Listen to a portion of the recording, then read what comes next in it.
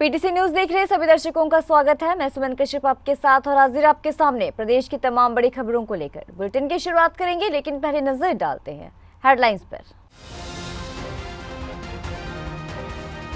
ओम प्रकाश धनखड़ ने कांग्रेस के घोषणा पत्र पर कसा तंज, बोले पहला घोषणा पत्र जनता को न भाया, फिर क्या दूसरा जारी। भाजपा का घोषणा पत्र जन जन तक पहुंचा है। भूपेंद्र सिंह हुड्डा ने कहा कांग्रेस आ रही है, भाजपा जा रही है। हुड्डा ने भाजपा पर भी साधा निशाना, प्रदेश की कानून व्यवस्था पर भी खड़े किए कई सवाल। भाजपा के प्रत्याशी निखिल मदान अपने धुआंधार प्रचार में जुटे। निखिल मदान पर लोगों का भरोसा बढ़ता ही जा रहा, जनसभाओं में पहुंचकर वोटों की अपील की।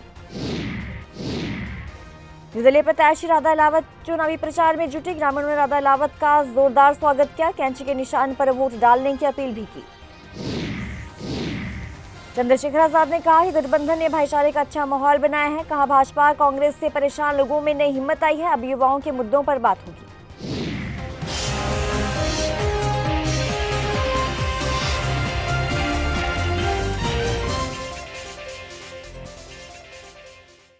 और अब खबर विस्तार से। बादली विधानसभा से भाजपा उम्मीदवार ओम प्रकाश धनखड़ ने कांग्रेस के घोषणा पत्र पर निशाना साधते हुए कहा कि जनता को कांग्रेस पहला घोषणा पत्र नहीं भाया, इसलिए दूसरी बार जारी किया गया है। भाजपा का घोषणा पत्र जन जन तक पहुंच चुका है। हमने अपने घोषणा पत्र में हर वर्ग को ध्यान में रखा है। सुनिए क्या कुछ कहा। भंडारे में सब्जी टूट गई वो ऐसी ही बात है उनकी। दोबारा में वो सेटिस्फेक्शन नहीं आता, क्योंकि लोगों को देख लिया कि वो सवाद ही नहीं बैठा, लोग छोड़ के चले गए, पत्थर पर से उठ गए, फिर दोबारा बनाने लग रहे हैं। तो वो सवाल दोबारा भी कोई बैठने वाला थोड़ी है। और जिस तरह बीजेपी का सारा घोषणा पत्र है, संकल्प पत्र है, वो जन जन तक पहुंच गया है और जो है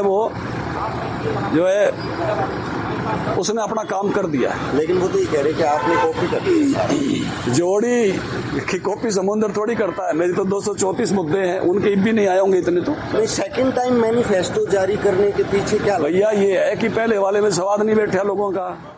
कुरुक्षेत्र में जनसभा को संबोधित करते हुए पूर्व सीएम भूपेंद्र सिंह हुड्डा ने कहा कि हरियाणा में कांग्रेस की सरकार बनने जा रही है, तो वहीं हुड्डा ने भाजपा पर भी निशाना साधा। भूपेंद्र हुड्डा ने प्रदेश में कानून व्यवस्था पर भी सवाल खड़े किए। देखो 5 तारीख को चुनाव होगा, चुनाव हरियाणा में होगा, पर सारा देश टकटकी लगा के देख रहा है हरियाणा की तरफ। क्यों? हरियाणा जो फैसला लेता है उसका असर देश पर पड़ता है। आपने स्वयं देखा कि देश में जब ये 3 काले कानून लेके आए किसानों के, तो कैसे वापस हुए कि आप लोगों ने दिन रात 1 साल तक संघर्ष किया, 700 से फालतू किसानों ने शहीदी दी और मजबूरन इनकी सरकार को काले कानून वापस लेने पड़े। ये है हरियाणा, इतनी ताकत है हरियाणा में। तो मैं आपसे कहना चाहता हूं कि मैं सारे हरियाणा में घूमकर आज पेवा आया हूं और इस पवित्र भूमि पर मैं कह के जा रहा हूं। आजाद समाज पार्टी के राष्ट्रीय अध्यक्ष चंद्रशेखर आजाद ने कहा कि इस गठबंधन ने भाईचारे का अच्छा माहौल बनाया है। जो युवा भाजपा और कांग्रेस से परेशान है, उनमें एक नई हिम्मत आई है कि अब युवाओं के मुद्दों पर बात होगी। मुझे पूरा भरोसा है कि हम अपनी सीटें जीतेंगे। हरियाणा में एक नया विकल्प तैयार होगा। हरियाणा में हमें जो प्यार मिल रहा है उसके लिए हम आपका धन्यवाद करते हैं, ये कहा चंद्रशेखर आजाद ने। एक अच्छा जो है इस गठबंधन से एक अच्छा माहौल जो है वो भाईचारे का बना है। और जो यंग जनरेशन है जिनके अंदर कुछ करने की इच्छा है, जो लंबे समय से कांग्रेस और भाजपा की भ्रष्टाचार की नीतियों से परेशान है, उन नौजवानों के अंदर एक नई हिम्मत बनी है कि अब नौजवानों की बात होगी और नौजवानों के मुद्दों पे जो है, चाहे वो रोजगार हो, महंगाई हो, अच्छी शिक्षा हो, बेहतर इलाज की व्यवस्था हो, या लोन की बात हो, उद्योग धंधों में लग के जो है उनके विकास की रोजगार की बात हो, या फिर कुटीर उद्योग लग के महिलाओं तक जो है रोजगार पहुंचाने की बात हो, या कानून व्यवस्था बेहतरीन करने की बात हो, सब चीजों पे जो है हमारा गठबंधन बहुत सक्रिय तौर पे काम कर रहा है। और मेरा भरोसा है कि हम अपनी सीटें जीतेंगे भी, और साथ साथ एक नया विकल्प जो है हरियाणा की राजनीति में तैयार होगा, जो एक युवा सोच के साथ आगे बढ़ेगा और जिसके नेतृत्व में हरियाणा आगे बढ़ेगा।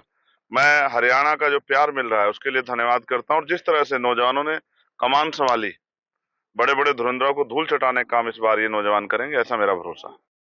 दैनिक संपर्क कार्यक्रमों में उन्हें लगातार जनता जनार्दन का आशीर्वाद मिल रहा है और निखिल मदान ने यह भी कहा कि सोनीपत की जनता कांग्रेस विधायक से उनका 5 साल का रिपोर्ट कार्ड मांग रही है, जो पूरी तरह से खाली है। भाजपा प्रत्याशी निखिल मदान ने शहर की लगभग 3 दर्जन से ज्यादा कॉलोनियों में आयोजित जनसभाओं में पहुंचकर वोटों की अपील की। आज 5 साल उनको बने हो गए। 5 साल के अंदर कितनी बार आप लोगों ने उनको देखा या कितनी बार आप लोगों के बीच में काम कराए। 3.5 साल पहले आप लोगों ने आशीर्वाद दिया, मेरे को अपने शहर का मेयर चुना। 3.5 साल के अंदर आज इंडियन कॉलोनी में जो हमने काम करे वो तो आपके सामने ही है। जो गलियां पक्की हुई हैं, कहीं सीवर डले हैं, कहीं पे कोई भी काम हमारे यहाँ पर हुआ हो, आज भी मौजूदा इस समय भी गली नंबर 3 से लेकर 13 तक की गलियां बननी चालू हो गई। उस दिन रात को जब सभा थी, मैं उस सभा में कह के गया था कि 2 दिन में गली चालू हो जाएगी आपकी, क्योंकि टेंडर लग रहा था इसका। दूसरे दिन, अगले दिन ही वो काम चालू हो गया था 3 नंबर से। तो आज जो काम करे हैं हमने, ये आपके लिए करे हैं, अपने वार्ड 19 के लिए करे हैं। और आप लोग जानते हो कि वे किस तरीके दूसरे लोग बीच में गुमराह करने आते हैं, झूठ बोलने आते हैं या झूठी बातें करते हैं। और आप समझ रहे हो मैं किसकी बात कर रहा हूं आपको, क्योंकि नाम लेना किसी का ठीक नहीं है, पर जो आज झूठी बातें करता है बीच में बैठ के। हरियाणा विधानसभा का चुनावों के लिए महम से निर्दलीय प्रत्याशी राधा लावत ने मोखरा, चांदी, लाखन, माजरा और बहु अकबरपुर में धुआंधार चुनावी प्रचार किया। लाखन माजरा पहुंचने पर पूरी गर्मजोशी के साथ ग्रामीणों ने राधा लावत का स्वागत भी किया। राधा लावत को 36 बिरादरी का समर्थन मिल रहा और इसलिए महम से केरी महिला प्रत्याशी होने के नाते और हल्के के उम्मीदवार होने के नाते महम हल्के की पहली पसंद जो है वो राधा लावत बनी हुई है। माजरा के लोगों से एक अपील करना चाहती हूँ। आपने सभी दौर देखे हैं, आनंद सिंह डांगी जी का भी दौर देखा है, पुन्नू जी का भी दौर देखा है। जब आपने सब कुछ देख लिया और जब जनता में इस बात की खुशी नहीं है कि जिसको आज तक वोट देते आए हैं हमारे उस ढंग से काम नहीं है जो उम्मीद थी।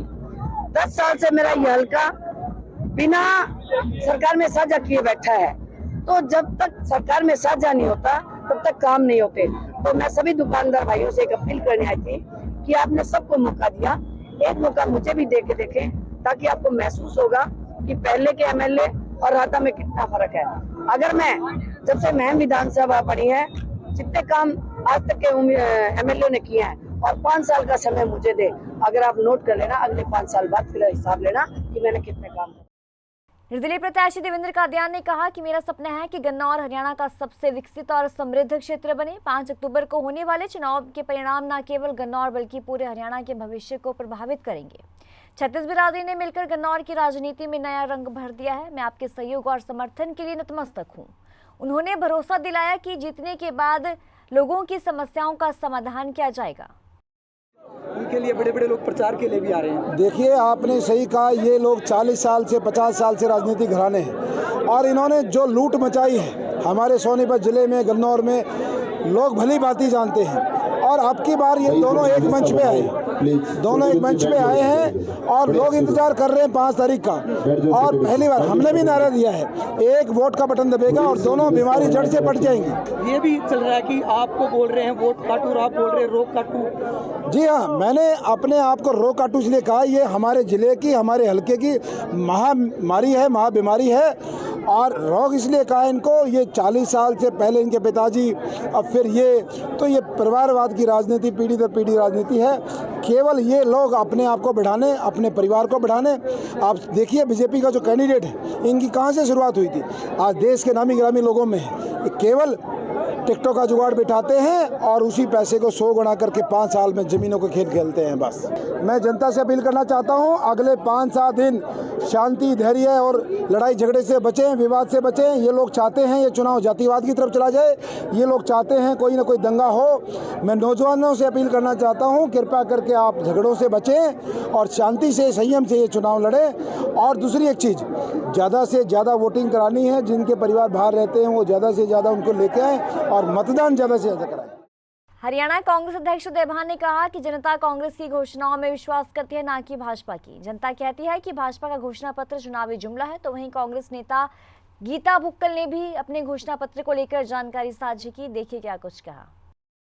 जनता विश्वास इसलिए करेगी कि 2005 में 9 में जो चुनाव घोषणा पत्र हमने रिलीज किया वो अक्षर से पालन किया। हमारी घोषणाओं पर जनता विश्वास करती है। बीजेपी की घोषणाओं पर विश्वास नहीं करती, क्योंकि वो कहते हैं कि ये तो चुनावी जुमला था। जैसे 15 लाख का हो या 2 करोड़ नौकरियों का हो, यहाँ पर कहा गया था कि 9,000 हम बेरोजगारी भत्ता देंगे। इन्हीं खट्टर साहब ने जब यहाँ पर रिलीज किया था। आज किसी को मिल रहा है कोई 9,000 रुपये बेरोजगारी भत्ता देंगे और 50,000 हम हर साल पक्की नौकरी देंगे।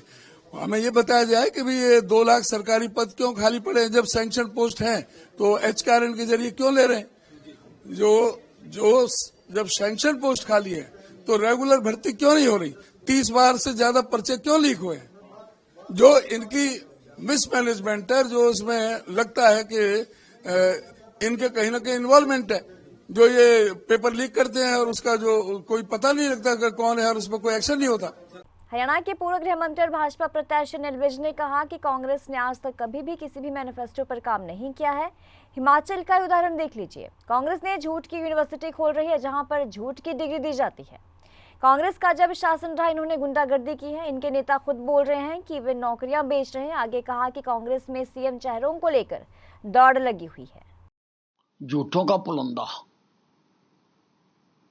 कांग्रेस ने आज तक कभी भी किसी मैनिफेस्टो पे काम नहीं किया। अगर नजदीक का उदाहरण देखना है तो हिमाचल का उदाहरण देख लो। उन्होंने पेश किया था और कर क्या रहे हैं? तनख्वाहें तक नहीं दे रहे कर्मचारियों को, कह रहे थे ओपीएस देंगे। ये तो झूठी पार्टी है। इन्होंने यूनिवर्सिटी बना रखी है, वहां पर झूठ की डिग्री करवाते हैं ये, और वो झूठ की डिग्री जिन्होंने कर रखी है वही इनके लीडर बनते हैं। ये देखिए, ये इनका कल्चर है। जब इनका शासन रहा, इन्होंने इससे भी बड़ी बड़ी बदतमीजियां की हैं, इससे भी बड़ी बड़ी गुंडागर्दियां की हैं इन्होंने।